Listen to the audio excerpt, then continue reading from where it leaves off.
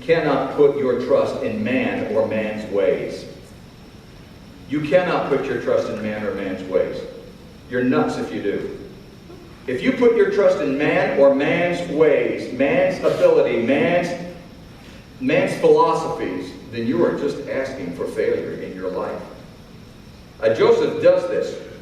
In verses 14 and 15, he says, look, when all goes well with you, remember me, show me kindness, mention me to Pharaoh, get me out of this place. Explains why it's unfair, he shouldn't be there. But then, in the very last verse of that chapter, verse 23, the chief cupbearer, however, did not remember Joseph. He forgot him.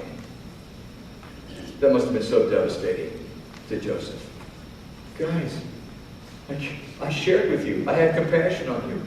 Why did you treat me this way? Actually, he doesn't forgive him completely. Later on, we'll see. He does remember. In fact, in the next chapter, we'll see that.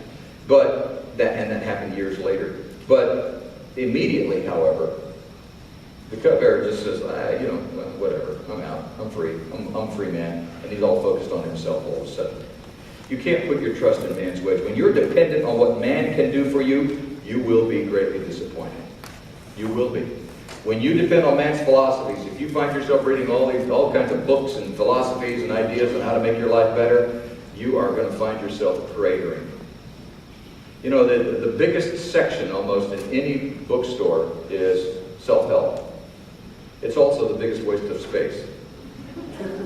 Because for most, like my bookstore brother here going, yeah, that's true, you got a point there,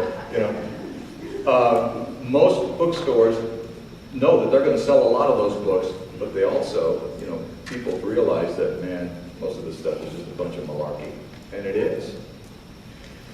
It's important for us to not put our trust in man or man's ways, but as Joseph needed to do, we need to depend on God. And as Joseph needed to depend on God, so do you. Look at Psalm 146, verses 3 through 7.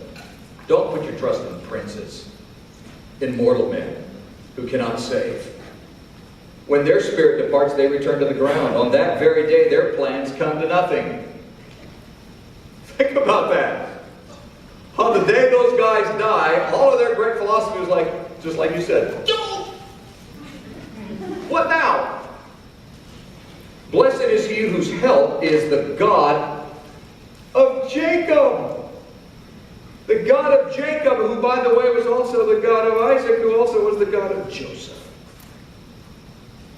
Whose hope is in the Lord his God, the maker of heaven and earth, the sea and everything in them, the Lord who remains faithful forever. He upholds the cause of the oppressed and gives food to the hungry. The Lord sets the prisoners free. Joseph.